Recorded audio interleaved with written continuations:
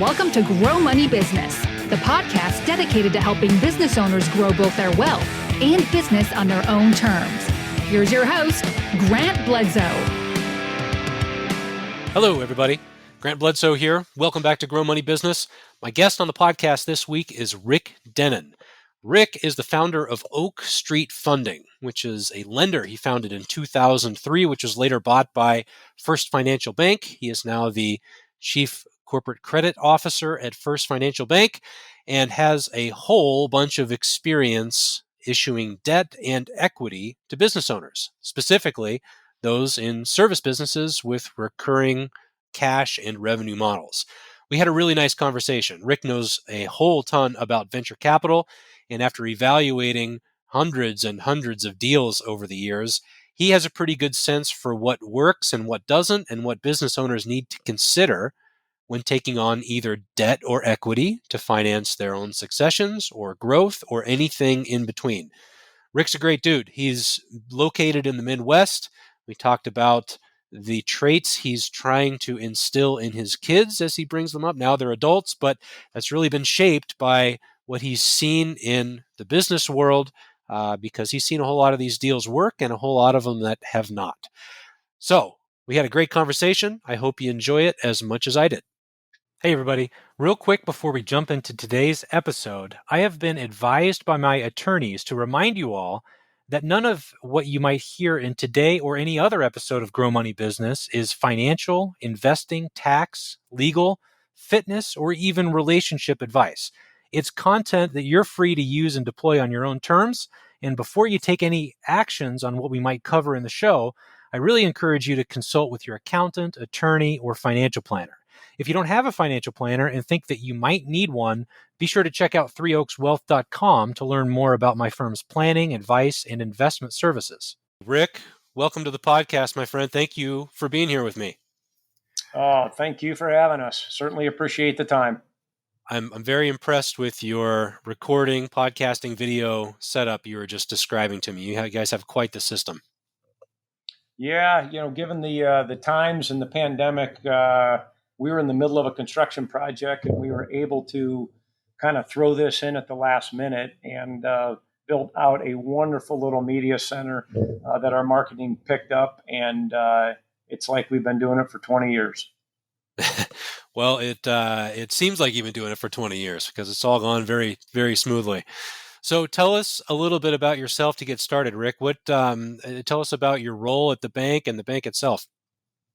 Yeah, my background is in public accounting. I spent about 10 years with Deloitte and, worked primarily in manufacturing distribution, being here in the Midwest, a lot of automotive manufacturing, to be honest with you, and then financial services. So, about the turn of the century, I was reading a lot of Warren Buffett, talked about, starting different businesses, partnered with a venture firm. I was with them about 3 years before I started Oak Street in 2003. And really what that's is identifying kind of a gap in what banks would do and where I thought capital needs were. So we created this finance company to lend to non-tangible asset classes, cash flow businesses like the insurance sector, RIAs, service sector like CPAs, that really, lack those tangible assets, but have revenue streams that are recurring in nature, highly predictable. And, here we are 20 years later. But during that period of time from 2003 to, 2022, we had I'll call it an angel investor that gave me $2.5 million. That was around for about 3 or 4 years. And then we had a group out of Chicago that put, a marginal amount of equity in, about $1 million more. And then we had a group called Angelo Gordon, which had, a plethora of capital. So we were at that point in time really able to focus on growth and grow the business very well, but a classic 5-year PE model. Sold it 5 years later to a bank. So now we're with a strategic, okay, and we have bank funds. And so we've been with them for about 7 years. It's First Financial Bank. and they've been a wonderful partner of ours. Couldn't be happier after 7 years. But here at Oak Street, just 30 days ago, after 20 years of running this business, I handed the business over to our chief counsel, Alicia Chandler, who's now the president of the company. I'm spending more time at the bank as the chief corporate banking officer there, in charge of all things commercial. So, the bank's 160 years old, 17 billion in assets, and it's a Midwestern-based bank, with a footprint in Indiana, Ohio, and Kentucky. But I know we're going to get into, different capital structures and things like that. But, just to let you know, like, I've done that. I've been through it from a piece of paper to now being part of a public company. So a little bit different perspective, sitting on both sides of it. Yeah, I would say so. Well, congrats on the transition. That's no small feat, and congrats on finding an adequate strategic partner to work with. Us in the RIA sphere, you hear about people, advisors approaching their own retirement, bringing in private equity firms to liquidate to, and it's getting a little bit better in the industry over the last 3 or 4 or 5 years. But before that, I heard so many horror stories about bringing in a strategic partner that you think would kind of cash you out and allow you to get to that next level of growth, and then it just turns around to be a total nightmare. So kudos to you all for finding a good partner to work with. Yeah, I think if you just think about that, I think there's a lot of bad stories about turning it, having a financial sponsor like a PE, because you always know your business better. You certainly have to be careful about it, but I'm going to tell you, the best way to get the best results is make sure you have multiple people to choose from. If you only have one potential PE, like, you really have nothing to base it on. You have no leverage in the transaction, and you might, rationalize doing the deal, and you're going to be unhappy on the backside, which, may ruin the legacy that somebody might have built, during a lifetime, or even, from their family, second generation, whatever it may be. Having options is critical to finding the right partner. And a lot of that is about, your gut versus, just taking the highest offer. Because ultimately, I think having the right strategic partner is going to give you better long-term success. Yeah, I couldn't agree more. Yeah. So let's back up here real quick to 2003 when you launched. And I heard you say that at the time, banks were unwilling to lend to service-based businesses, even if they had recurring revenue, recurring cash flow. And as we sit here in 2020, that just sounds totally asinine to me, right? Yeah. And granted, it was 17 years ago. And what the bank is looking at in terms of what loans they're going to fund and who they're going to lend to, they want hard assets as collateral that they can seize if things go sour. Why were banks unwilling at the time to lend against positive cash flow businesses? I just think a lot of it, I think, has to do with, as people come up through banking, that's just what they knew. There probably weren't as many service companies. And if you think over the last 20 years, the amount of specialty finance businesses that have popped up, fintechs that have popped up to fill different voids of the bank, or to say different, take little pockets of revenue out of a bank and put it in their own. So there might have been one or two banks. There was a public company that would lend to their captive insurance agencies. There might be, credit unions and small little state banks, community banks that would lend on signature loans. But what I would say is there wasn't a mainstream of banks that lend on these non-tangible asset streams. Like you said, that was 2003. So 19 years later, certainly we've seen that. But I'll tell you where we've, probably seen the most competition there is from aggregators. Okay, so you think of a PE firm that has a strategy to go out and aggregate RIAs, right? They got a lot of money. They can go get a Wells Fargo, Bank of America, Chase, your big mega banks get a line of credit, $200-300 million. But how many aggregators existed 19 years ago in the RIA space? Rhetorical question there, but the answer is zero.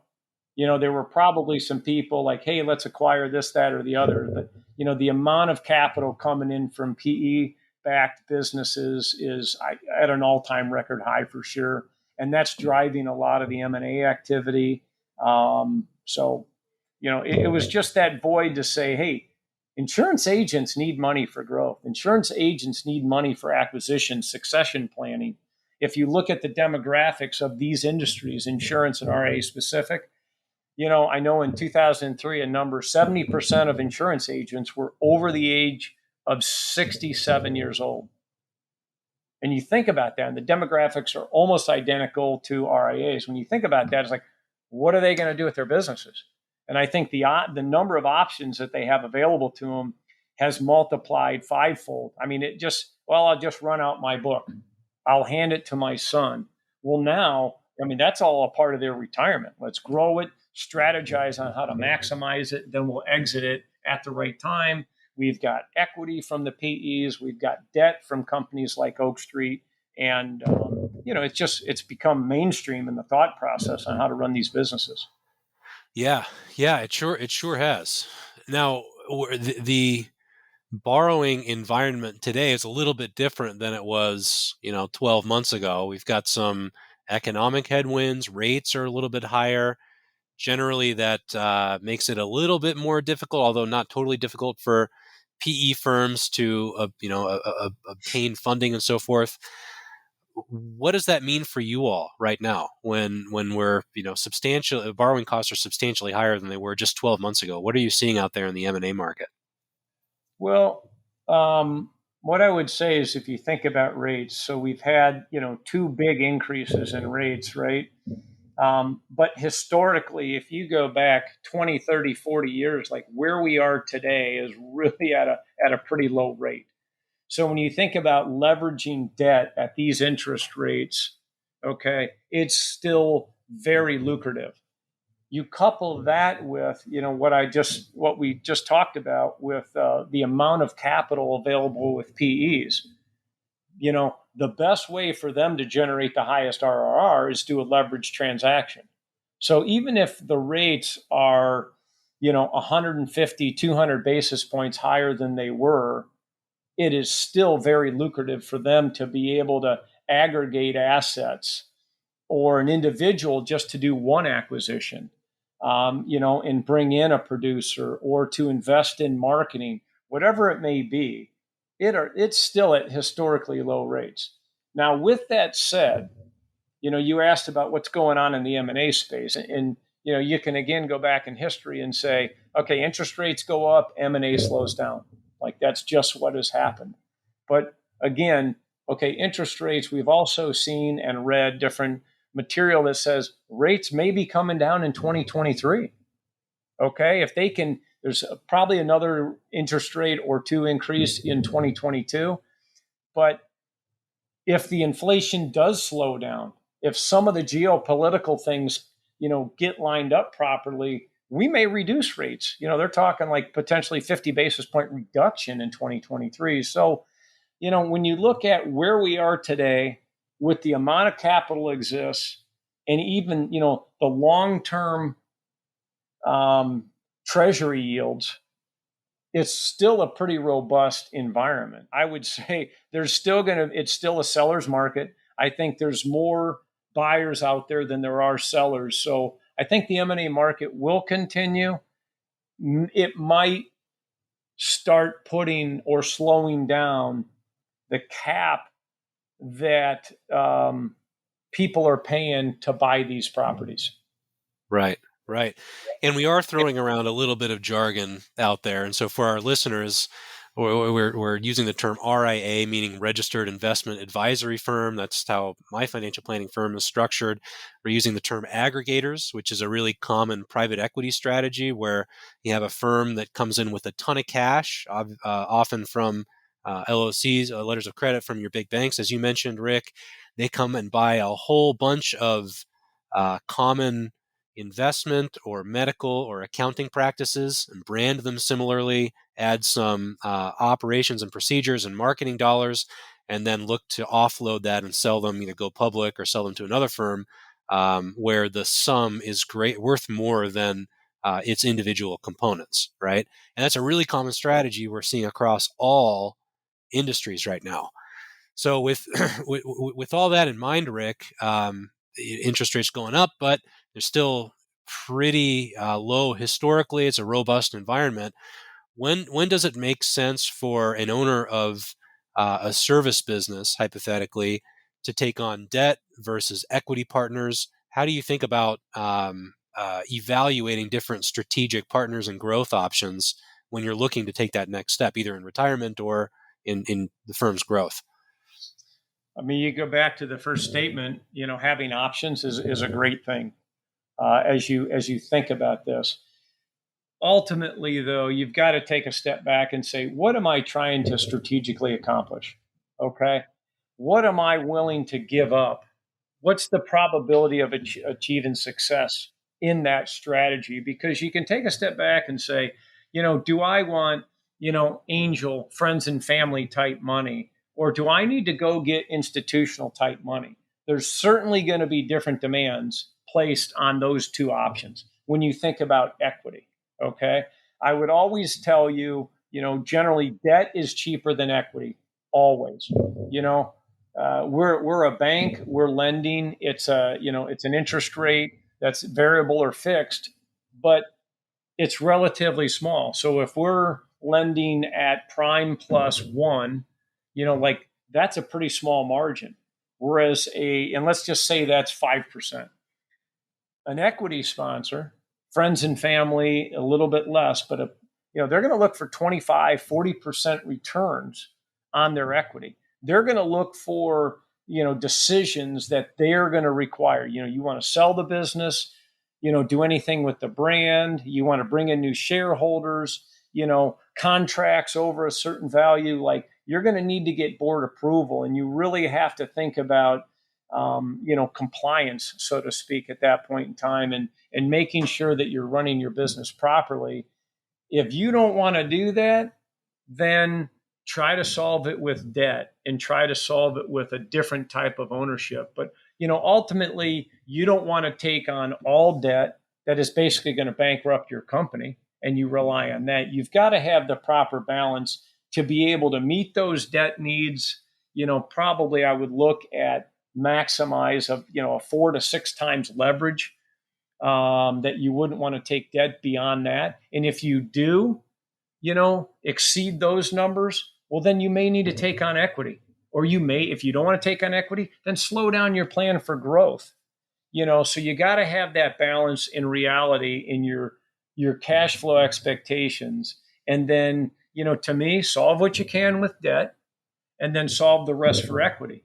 And if you don't want to give up and dilute yourself, change your model if you don't want to do that. If you do, and you can, you want to take on $1 million from a friends and family, or you want to take on 25 million from institutional, that's up to you with just how much risk and return you're looking for.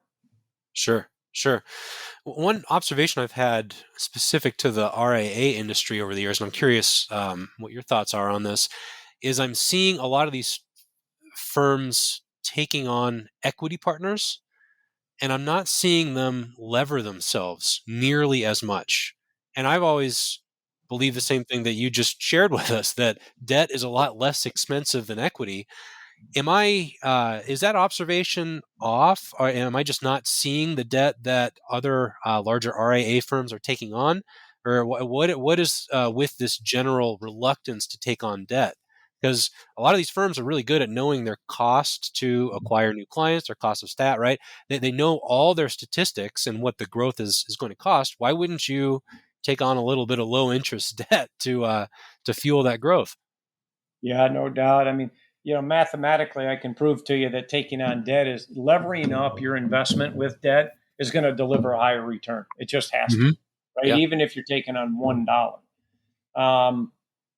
We live in the debt market and we, supply debt. So very rarely, I will tell you, do we see, hey, we proposed on a deal, here's the debt we're providing, and you know what, they just decided to do it with equity. So I will tell you, very rarely do we see that. So I'm not sure exactly, the deals you're seeing, but what I would say is that, the aggregators have big PE sponsors behind them. So they come with a lot of cash.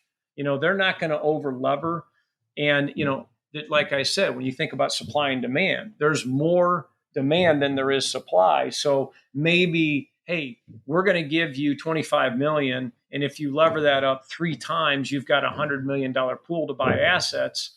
Well, the first 25 million that they're going to buy, they're going to use the 25 million before they draw on their debt line. Maybe it's something like that, but I think what we see from the aggregators, and even more so, from the individuals that we serve that are succession deals and smaller transactions, we lend up to $50 million. So we're seeing large and small, but they're always using debt, obviously, when they're coming to us. So, and Right. I think it's prudent to use some, always have a contingency plan for more debt or more equity, but that changes over time. Sure. So after seeing all sorts of deals, good and bad, work out well and work out not so well, I suppose you probably have some general observations about best practices in running a business alongside that, right? What are some takeaways you have after managing a loan portfolio like this for the last couple decades? I actually have taught venture capital at Indiana University's Kelley School of Business, and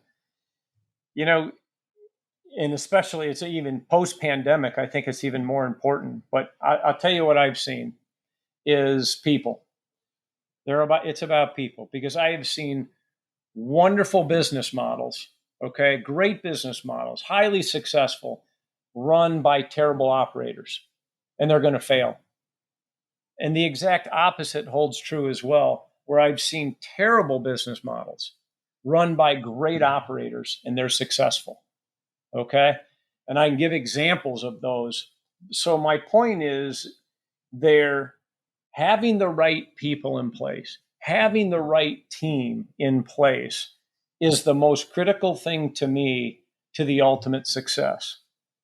As we talked, I've had 4 different owners, 3 really, different times. Of each time a new owner came in, you can take a step back from the business, reevaluate your strategy, and kind of target out like a 5-year period. Like, this is what we need to accomplish over 5 years.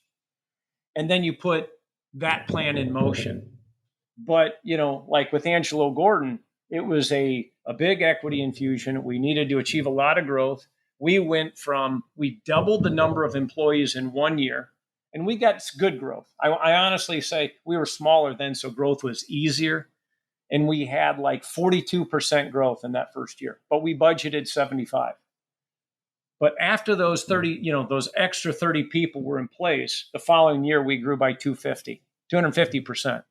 And the following year was 250%. So, I just take a step back and say, you got to evaluate your people properly. And sometimes you get into family issues with this and legacy family that needs to come in, but you got to be true to your team and understand the strengths and weaknesses. And you can fill the weaknesses if needed, but figure out what it's going to take to get to that level and make sure you got the right people in place. Where I've seen the failures is when they have not, and they haven't had operators, and there's a gap between actual performance and perceived performance, if that makes sense. That makes a lot of sense. And that's something that we hear. I'm in Sacramento, not far from Silicon Valley, and what a lot of the venture people out there will say is when they're evaluating pitches, they throw the financial projections out the window immediately. They don't even look at them. It's all of it, and they look at the model and the idea, but it's all about the operator and the person.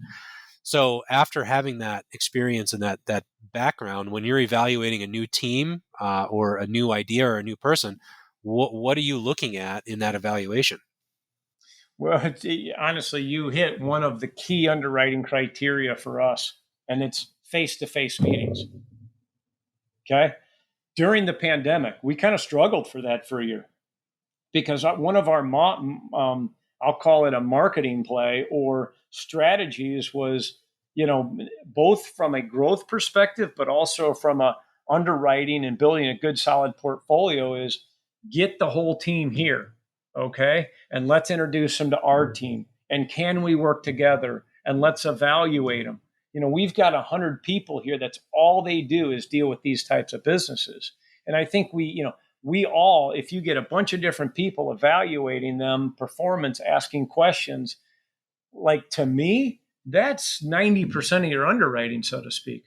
I know we've got people that are checking out and validating the information, rerunning the models, doing different stress testing, validating contracts, all those type of things I know are going to happen. But during that pandemic time when you couldn't go face to face or you couldn't go out and do due diligence in the field, it made it much harder. I will tell you that. And it's just such a critical part of a non-tangible asset. It's people, people, people. And so you really got to get face to face with them. Interesting. So even with this nice new elaborate video studio you have, are you relying on Zoom meetings as much, or do you have to be in the same room? We did Zoom for a year on diligence and different things like that. And it drove you crazy. Obviously, it's become more mainstream with everything. But I'm going to tell you, we don't use this media room for due diligence. We might do an introductory call on, a smaller deal, say $1 million, $2 million deal. But I'm at 5 million, 10 million, 15, 25. No way. We're in the field. We want to see the team. We want to see how they talk to their people, the environment, the culture. Like those are critical things that we're going to look at in our evaluation every time we do a loan. Interesting. Do you have kids? 3 boys. 3 boys? Oh man, I've got 3 as well, but I've got a girl mixed in with 2 boys. And there's so much emphasis you're putting on character of individual and teams in this evaluation. I'm curious, what are your thoughts on parenting? I mean, you see this stuff all the time. It's front and center. So how are you raising your kid? What kind of stuff are you emphasizing with your kids? You didn't tell me that was going to be part of this parenting questions is part of this. I got to throw some curveballs in there. Yeah, no doubt. I've 3 boys. It's funny, all of them are in business, and became an empty nester during COVID. So the oldest 2 are in private equity, which is really funny. Neither of them in the space that we're talking here. But it was funny over the years. I will tell you that I love traveling with my boys, to sporting events or to wherever. And it's, it was, hey, we've got a lacrosse tournament out on the East Coast and, so-and-so is going with so-and-so. And I'm like, my only deal with my kids was you're going with me alone. Okay. And it was kind of my selfish way to say, I want to spend time with my kids. And it was interesting because during those times, like I'm always taking business calls. Okay. And I remember, you're on an hour call and you get off the phone and your kids start asking you questions. Okay. And the 2 oldest boys and even the 3rd one, like we did that. And I think they just learned business and it seemed like they gravitated towards business. Now they're 26, 24 and, 21. But it's just interesting because I'm not kidding you. Like there's times like I've gone and asked them, say, what do you think about this?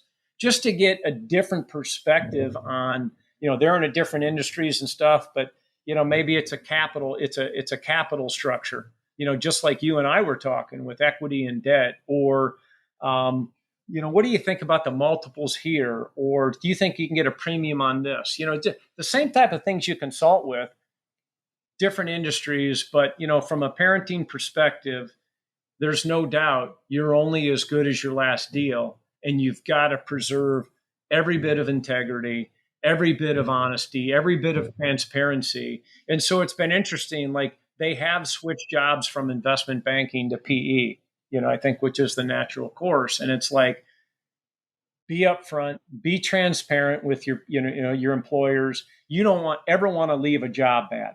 So if you're leaving somewhere, like tell them as soon as you can. You know what? If you're going to miss out on a $10,000 bonus, like at the end of your life, that's not going to make a difference. Preserve your integrity. Treat everybody the way you want to be treated, and they're employed. That's the key thing, because they're going to be off the payroll soon, right? Yeah, right.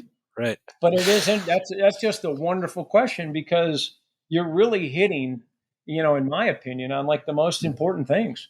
And if you can transfer that in today's world with all you see out there and all you read, like that's just valuable. But teach your kids to make decisions on their own. Okay, you get them for 18 years. At that point, in each 6 years, I always looked at it as 6, 12, and 18. Each of those periods, you get less and less influence on them. And at 18, you get none. So they got to learn to make their own decisions, make their own mistakes. Don't be, they say helicopter. And my controller has just taught me a new word with bulldozing parents who just clear the way for their kids. I like that one. Let them make mistakes and let them learn, so that they can, when it's a real difficult decision and maybe you're not there as a parent anymore, they've got ways to evaluate it and they're going to make the right decision. Yeah. Well, thank you for sharing your thoughts on that. I've got Make three sure little. Make sure you don't hit me up for marriage counseling or political questions or anything else, if you would. That's the next episode. That's not. Yeah. Warm me up a little bit. I'll prepare for that one. No, so my kids are far younger than yours. Our oldest just turned 6, but ouch. They get so much from you, through osmosis, right? And like you, we talk to a lot of people. We talk to a lot of business owners. Some of them are having more success than others. And a lot of it, doesn't have a whole lot to do with the plan or the projections.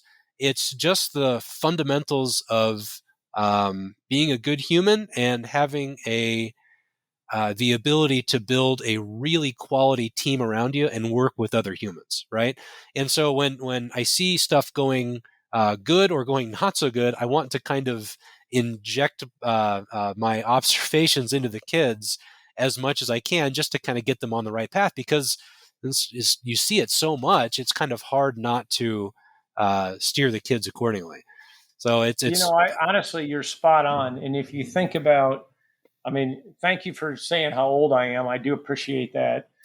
But when I started, there's no just cell wisdom. phones. It's just to convey wisdom. It's just wisdom. Thank you. But there's no cell phones.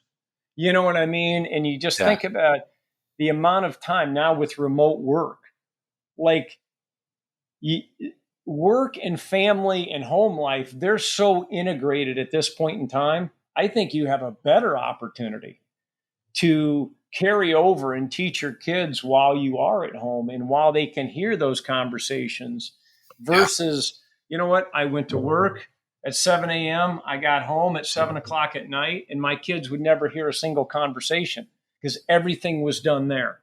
Well, now it's so integrated with work. It's Saturdays, Sundays, it's emails, it's, telephone calls, whatever it is, social media. The kids can see, well, this is what's going on at Oak Street. They're doing a promotion on this, or they're focusing, now they're opening this industry. Like they can see that and ask about it, where, they never would have known that stuff before. But, same thing holds true with your spouse, your partner, whatever it is. It's, making sure that that's balanced. And we try to promote that here at Oak Street. If you're happy at home, you're going to be happy here. And, so making sure that we're listening to what their needs are, balancing the home life with, we still have to deliver here as part of a public company. So we're trying to balance all that as well, but it's a little more complicated now, but it's certainly more integrated. Yeah. Well, that's well put. So looking ahead for you, Rick, what's next for you in this new role? You're kind of fresh in the new seat after having delegated a lot of your previous responsibilities. So what's down the horizon for you? I'm still obviously with this new role at the bank. You go back to the basics that we talked about. So, I'm going to tell you the strategy. It's human capital. And in today's world, human capital is its own strategy. It's so important for exactly the reasons we talked about. And we don't need to rehash that. And then you've got a strategy in the business. Okay.